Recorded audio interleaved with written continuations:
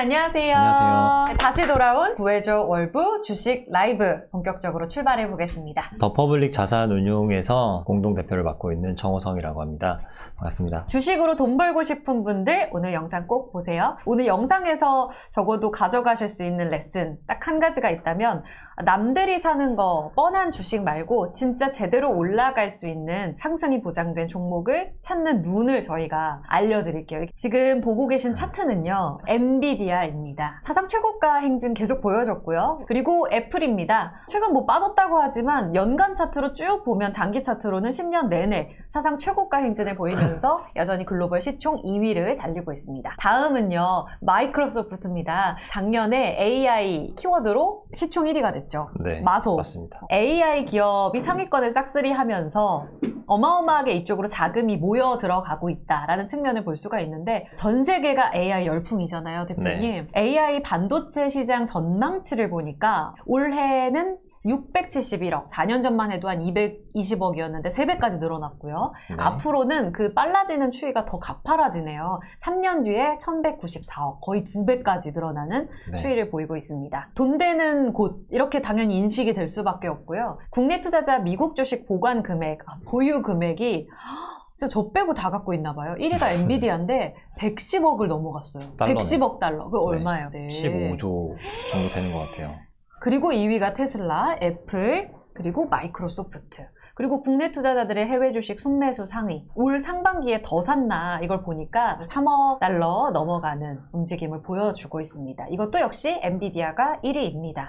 그러니까 결국 국내 투자자분들 모두 다 엔비디아를 갖고 있거나 아니면 갖고 있을까를 고민하는 분으로 딱 이렇게 양분되는 분위기인 것 같아요. 계속해서 AI가 열풍인 그 이유를 보면 이 엔비디아로 귀결되는 흐름 안에서 여러분들도 한 번쯤은 들으셨을 거예요. GPU 때문에 엔비디아 난리라 그러잖아요. 초록색으로 과반수 이상 엔비디아가 GPU 점유율 60.2%를 차지하고 있는 상황입니다. 왜 이렇게 이 시장에서 장악이 된 건지. 원래는 게임 카드였잖아요. 비트코인 채굴 하는데 그래픽카드의 가격도 막 올라가고 최근에는 챗 GPT가 나오면서 AI 서버에 대한 수요가 많아졌거든요. 빅테크 회사들이 긴장을 한 거예요. 아, 요게 진짜 되겠다 싶은 거죠. 근데 이제 챗 GPT 같은 경우는 오픈 AI라는 회사가 이제 운영을 하는 서비스인데 네. 요거를 마이크로소프트가 이제 투자를 네. 했었고 그러다 보니까 마이크로소프트가 이제 주가가 많이 갔잖아요. 1위, 시총 네, 1위. 그렇죠. 아. 그 이후에 이제 애플도 그렇고 아마존도 그렇고 구글 전부 다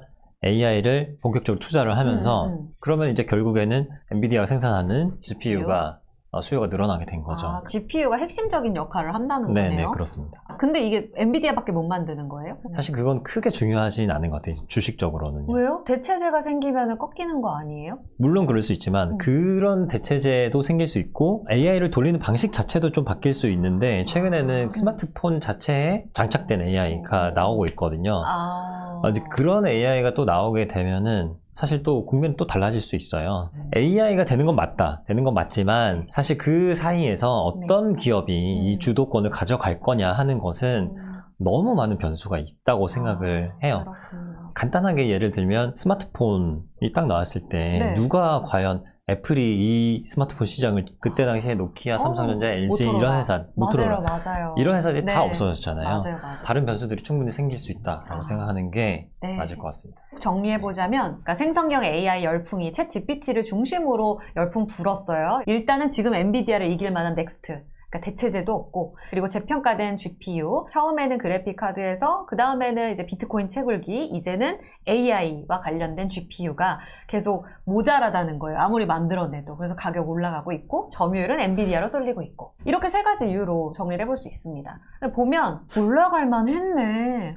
그럼 살까? 이거밖에 안 돼요. 그래서 대표님께 질문을 드리고 싶습니다. 지금이라도 살아야 되나? 지금 10대 냉면 분할이 6월 9일, 6월 10일에 있었어요. 1200달러 가던 이 사상 최고치 엔비디아 주가가 이제 약간 가시권 안에 들어왔어요. 네. 14만 원. 네.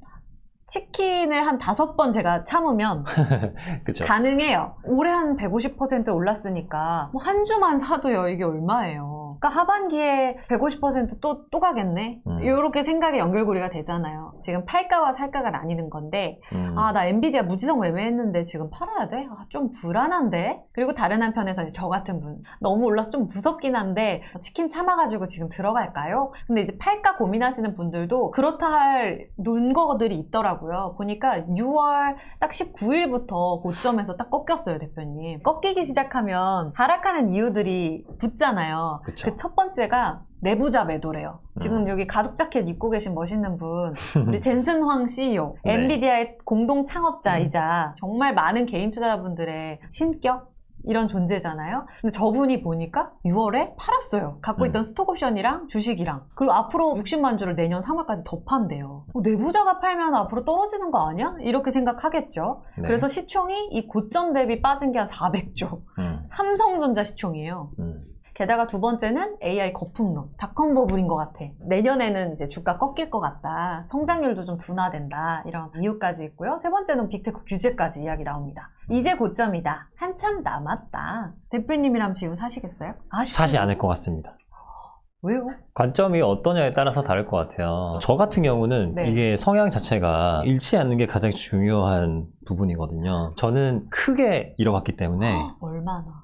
전 재산을 다 잃어봤어요. 30세에 한 번 다 잃고 35세에 한 번 다 잃고 한 3년 간격으로 한 두세 번 잃은 것 같아요. 근데 그게 잃는 거는 중요하진 않은데 잃고 난 이후에 마인드 컨트롤이 정말 쉽지가 않거든요. 온전히 몰빵을 하지 못할 주식은 내 고객의 계좌에 사지 않겠다. 제 개인적인 네. 원칙을 좀 세웠었는데 잘 된 게 뭐 10번인데 잘못된 게 한 번이면 한 번으로 갈 수가 있거든요. 이후에 수습하는 게 좀 힘들었어요. 그래서 지금 엔비디아 같은 경우는 잃을 가능성이 크다고 저는 개인적으로 생각을 하거든요. 지금 누가 과연 AI의 그 세계에 대해서 얘기할 수 있냐라고 했을 때 아무도 얘기를 하질 못해요. 왜냐하면 AI의 그 시장 규모가 나왔었는데 네. 그게 정말 맞을까? 라고 일단은 좀 의심을 해볼 수밖에 없고 지금은 AI가 단순히 투자를 서버라든지 이런 게 인프라가 구축되고 있는 그런 상황이잖아요. 네. 전기차 같은 경우는 내연기관차가 몇 대 있는데 요게 다 바뀌면 몇 대가 전기차가 돼 라는 게 있어요. 네네. 그래서 테슬라가 그 중에서 점유율이 뭐 10%면은 몇 대를 팔고 매출이 얼마고 이렇게 생각을 해볼 수 있는데 근데 AI 같은 경우는 뭘 해야 되지? 이게 어디까지 내가 어디 생각을 해야 추적해야 되지? 되지? AI가 어디까지 할 수 있지? 누구도 모르는 거죠. 이제 기사 같은 것들 보시면은 숫자나 이런 모양들에 조금 조심해서 보셔야 되는 게 네. 여기서 1년 다니다가 갑자기 3년의 그래프가 이렇게 쭉 올라가는 그러네요. 1년으로 나눠서 봐야 되네요. 저게 매력적인 건데. 이게 정말 매력적으로 보이죠. 네. 이후의 문제에 대해서는 사실 또 모르는 부분이고 그리고 주로 제가 보는 사이트들은 야후 파이낸스나 인베스팅닷컴 그 다음에 트레이딩뷰라는 사이트 이렇게 세 가지를 주로 보고요. 트레이딩뷰 같은 경우는 이런 실적이라든지 전망치 같은 자료를 좀 보기가 편해서 이걸 보고 있습니다. 우선 엔비디아 실적을 보면은 매출이 기존에 이제 컴퓨트 앤 네트워킹 이게 아마 비트코인과 AI 서버에 들어가는 GPU일 텐데 이 매출이 6빌리언, 11빌리언, 15빌리언 그리고 거의 50빌리언으로 작년에 어마어마하게 늘었어요. 그러네요. 근데 실제로 우리가 챗GPT라는 게 나왔지만 현실에서 AI를 이만큼 많이 쓰고 있을까라고 했을 때 아직 그렇진 않거든요. 대중화되는 단계는 아닌 것 같아요. 그렇죠. 그러니까 스마트폰처럼. 지금은 분명히 AI 인프라가 구축이 되는 단계다라고 봐야 될 것 같고요. 여기 포캐스트를 보시면 이 부분은 애널리스트들이 스트롱 바이 다 사라고 하는 거예요. 강력 매수. 네, 강력 매수. 되게 많은데요? 홀드. 애널리스트들은 구조적으로 이 셀이나 스트롱 셀 이런 매도 의견을 내는 것이 현실적으로 조금 어렵거든요. 그래서 요거는 그냥 그렇다라고 그냥 봐주시면 될 것 같고 중요한 거는 이 매출 추정치가 중요하거든요. 주식을 처음 접하시는 분들은 간단하게 이 정도만 보시고 아 회사가 이렇구나 라는 거를 좀 이해를 하고 시작을 하시는 게 좋을 것 같아요. 그러니까 작년에 매출이 발표가 된 게 60빌리언 그리고 올해에 예상되고 있는 매출이 120빌리언 이렇게 160빌리언, 186빌리언, 220빌리언이잖아요. 보시면 아시겠지만은 2022년에서 2030년 갈 때 매출이 2배 이상 늘었고 2024년으로 가면서도 2배 가량 늘어나는 걸로 추정이 되어 있고 이 분기별로 쿼터리로 보면은 이미 지금 작년 4분기와 올해 1분기 이렇게 이제 보면은 매출이 쭉 올라왔잖아요. 네. 그래서 단순히 곱하기 4만 해서 보더라도 110 빌리언을 넘어서는 정도의 실적이에요. 그렇기 때문에 조금씩 분기별로 올라간다라고 했을 때는 충분히 120 빌리언을 추세적으로는 기록할 수 있는 상황이다라고 생각을 할 수 있고요. 네. 근데 이제 문제는 뭐냐면 이런 높은 성장을 하던 회사가 예. 갑자기 30%, 20% 이렇게 성장을 하게 되면은 네. 주가가 어떻게 될까라는 게 중요한 포인트거든요. 원래는 50%가량 올랐다고 하셨죠? 원래는 100% 성장을 100%? 했죠. 아. 근데 이 회사가 갑자기 30% 성장률이 떨어지는 거예요. 그러니까 네. 그저 그런 회사로 되는 과정을 거치는 거죠. 문제는 뭐냐면 이 2025년을 예측을 하는 애널리스트들조차도 네. 이 이유를 모른다는 거예요. 2024년에 2배 성장했지만 2025년에도 2배 성장할 수 있냐 누구도 몰라요. 조금 더 보면은 이게 뭐예요? 미국 주식들 네. 시가총액 대형주. 큰 회사들 이렇게 보면은 마이크로소프트, 애플, 엔비디아 이렇게 나오잖아요. 예. 근데 이런 회사들에게 여기 P라고 있는데 주식시장에서 이 회사에 기대하는 기대감의 성장에 대한 기대감 네. 이 숫자가 높을수록 고평가가 되어 있는 거거든요. 아. 이렇게 보시면은 30대 엔비디아가 75 그러니까 미래의 가치가 훨씬 큰 회사들은 이런 현상이 나타나요. 테슬라도 좀 비싼 그런 상황이고 초심자의 경우에는 특히나 지표만 보더라도 어떤 버블에 올라타지 않을 수 있는 네. 그런 필터링을 할 수 있거든요. 네.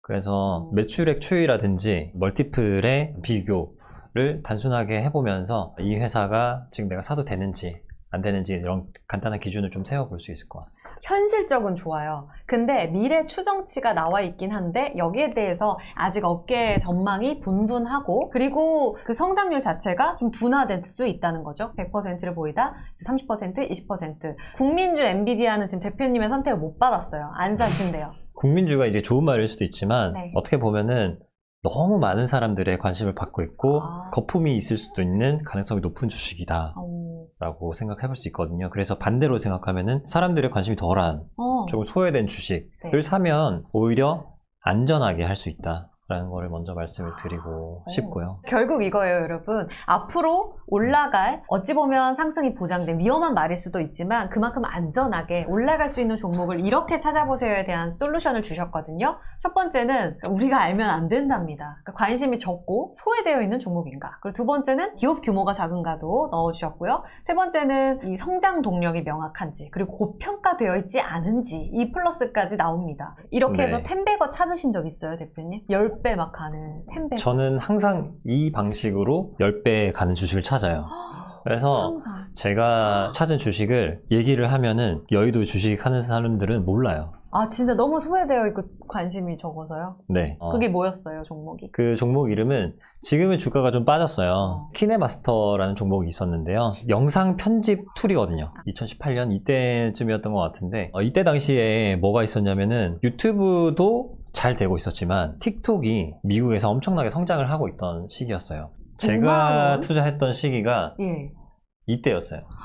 2019년 3월. 주가가 정말 무섭게 올랐거든요. 이 이후에 저희 회사에서 이제 샀다가 판 시점은 아마 한 이 정도 여기 사이에서 팔았을 것 같아요. 요 사이에서. 근데 이 6,000원, 이후에는 12,000원 사이. 코로나가 터질 줄 몰랐잖아요. 그쵸. 그러니까 사람들이 집에서 유튜브만 보고 영상 편집하고 네, 약간 맞아요. 이런 영역들이 주가가 많이 올랐었어요. 네. 어쨌든 이 영역은 제 거가 아니고 네. 제가 할 수 있는 건 여기서 여기까지 정도였던 와. 거죠. 2,000원에서 14,000원 이거 어떻게 찾으시는 거예요? 그러니까 처음에는 세상 돌아가는 걸 가지고 흐름을 가지고 이것과 관련된 주식이 없을까라는 생각을 계속 하면서 제가 찾은 그대로 알려드리는 거예요. 좋아요. 이 매출액 또는 손익구조 30% 이상 변동 공시가 나와 있는데 원래는 분기 보고서, 반기 보고서, 사업 보고서를 제출하는 기간이 딱딱 정해져 있어요. 정해져 있는데 요거 보시면 요거는 연간 실적이 좀 더 일찍 나오게 되어 있어요. 매출액이나 이익이 30% 이상 변동할 경우에는 미리 나오게 되어 있어요. 그래서 보시면은 매출이 100억에서 네. 127억으로 올랐어요. 20% 정도 올랐네? 근데 이 적자는 되게 심하죠, 여전히. 그래도 매출이 갑자기 27억 올랐네? 라고 생각을 해볼 수 있는 여지가 있었던 거죠. 근데 이 회사가 원래 뭘 하는 회사였냐면 LG전자 스마트폰에 들어가는 동영상 재생 솔루션을 공급하던 회사였어요. 근데 아시다시피 LG전자 핸드폰 접었잖아요, 사업 자체를. 네. 그래서 이 회사가 되게 안 좋은 상황이었던 거예요. 그러니까 5년 이상 적자를 기록하면 상장 폐지가 될 수 있는 그런 상황이 될 수도 있었거든요. 근데 되게 극한의 상황이 있었던 회사였죠. 제가 처음 말씀드렸던 소외되어 있고 사람들한테 그러네요. 관심이 없는 그런 주식이었고 지금 보시면 아시겠지만 매출이 100억 정도로 굉장히 작은 회사였고 그 다음에 시가총액도 지금 보시면은 시가총액이 지금 현재 530억이잖아요. 근데 이게 이때 당시에 1,500원 정도였으니까 2분의 1, 3분의 1 사이. 그러네요. 정도 한 200억 정도 진짜 수준이었어요. 사람들이 관심이 없는 거예요. 근데 보면 어떤 성장 동력이 생기냐 했을 때 이 회사는 키네마스터 동영상 편집액 매출액은 2017년도 15억 원에서 2018년도 48억 원으로 그래서 이제 이거를 저는 보는 순간 온몸에 소름이 돋으면서 집으로 달려갔습니다. 얼마가 오를 거냐 하는 부분이 중요하거든요. 엔비디아랑 이제 비교를 해서 봤을 때 얼마나 오를 거냐 대답을 할 수가 없는 영역이잖아요. 근데 이것은 제가 충분히 예측을 할 수 있는 영역 안에 있었거든요. 왜냐하면은 예를 들어서 틱톡에 올라오는 영상 건수라든지 아니면 앱스토어나 구글 플레이 스토어에서의 키네마스터의 다운로드 수 혹은 리뷰 수 같은 것들을 제가 추적을 하면서 사용량을 계속 확인할 수 있는 거예요. 이 정도 속도로 성장을 한다면 충분히 이 회사가 싸질 수 있겠다 라고 생각을 한 거고 그래서 이 주식을 봤을 때 처음부터 이 주식은 10배의 가능성이 있겠다라고 생각이 든 거예요. 정리를 해보자면 잃지 않는 투자가 1원칙이라고 하셨잖아요. 엔비디아 사례를 감안해서 딱 한 가지만 기억하면 PER이 높은가 낮은가 이렇게 정리하면 될까요? 네. 엔비디아 같은 경우는 지금 이익이 많이 나고 있기 때문에 PER이라는 게 이제 존재하는 것이고 키네마스터 같은 경우는 제가 처음 투자할 때는 적자였기 때문에 음수였어요. PER 자체가. 그러니까 아까 이렇게 미국 주식 쭉 보셨지만은 보통 한 20배에서 60배 사이에서 거래가 되고 있는 걸 보셨잖아요. 그러니까 우리나라의 PER 평균은 코스피의 평균은 10배 정도 됩니다. 그래서 이제 내가 예측을 했을 때 이 회사의 PER이 더 낮아질 수 있나 시장 평균보다 그게 가장 중요한 부분이고요. 이 부분은 사실 조금 기술적인 부분도 좀 필요해서 다 말씀드릴 수는 없지만 키네마스터의 경우에는 시총이 200억이었거든요. 근데 제가 봤을 때는 이 회사는 충분히 100억 정도는 벌 수 있다라고 생각을 했어요. 근데 그 계산이 됐다는 거예요? 그걸 보시고. 그렇죠. 우리 장군님께서 또 여기에 또 중요한 질문을 주셨는데 요즘 엔비디아가 쉬면서요, 대표님. 살짝 테슬라가 부릉부릉 하고 있단 말이에요.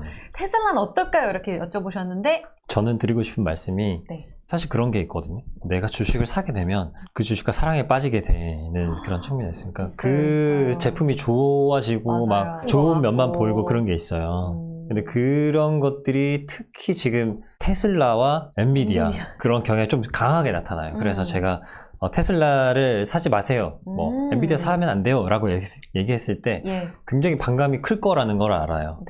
그렇지만 객관적으로 봤을 때 테슬라 같은 경우는 좀 어려운 부분이 있을 것 같아요. 제 개인적인 의견으로는 테슬라는 지금 전기차 점유율이 조금씩 이제 하락하지 않을까 저는 그렇게 생각을 하고 있고요. 그리고 아까 보셨지만 이 전기차 침투가 되는 그 성장률 자체도 급격하게 성장하는 구간은 어느 정도 지났다라고 보거든요. 그래서 이제 테슬라가 전기차 판매량 플러스 자율주행이라고 하죠. 그런 것들이 뭔가 확장이 되는 걸 보여줘야 주가가 다시 오를 수 있지 않을까라고 생각을 해요. 그런데 마지막으로 또 한 번 집요하게 또 한 번 제 궁금증을 담아서 여쭤보려고 합니다. 엔비디아요. X 주셨잖아요. 엔비디아 말고 엔비디아를 품은 빅테크 ETF는 어떤가? 사실 지금 많이 올라왔고 쏠림이 있기는 하지만 빅테크 안에서도 좀 덜 비싼 쪽도 있고 하잖아요. 지금 보니까 빅테크 관련한 종목들이 연초 이후 수익률이 47에서 63%, 50% 이상 올랐단 말이에요. 200만 원 넣어도 이게 얼마예요? 하반기에도 이렇게만 가진다면 이쪽은 어때요? ETF 좀 분산되어 있잖아요. 네, 분산되어 있기 때문에 떨어질 때는 좀 덜 떨어지는 그런 효과가 있을 것 같긴 해요. 근데 오를 때도 사실 덜 올라요. 왜냐면은 여기서 가장 많이 오르는 주식은 사실 엔비디아거든요. 소위 말하는 대장주가 엔비디아이기 때문에 네. 엔비디아보다 주식의 성과가 좋다? 그럼 그게 대장주가 되겠죠. 그렇기 때문에 수익률 자체가 엔비디아보다는 낮을 수밖에 없는 그래요. 거예요, 현실적으로. 근데 하반기 엔비디아 말고 또 다른 대장이 등장할 수도 있지 않아요? 그럴 수도 있죠. 그럼 저기 안에서 있지 않겠어요? 어떤 다른 회사가 예. 주도권을 갖고 갈 수 있다라고 생각을 하는 것은 네, 전문가도 사실 좀 어려운 영역이고 조심스럽게 네. 접근을 하는 게 좋지 않을까라는 생각이 들고. 그러니까 예측을 하는 건 상당히 주식에 있어서 위험하다. 숫자로 명확하게 찍히는지, 그리고 이 PR이 낮아지는지, 결국 성장 동력이 계속 있어서 이런 굴레를 이어가는지를 잘 그려보자. 이런 깨달음을 갖고 마무리를 해보도록 하겠습니다.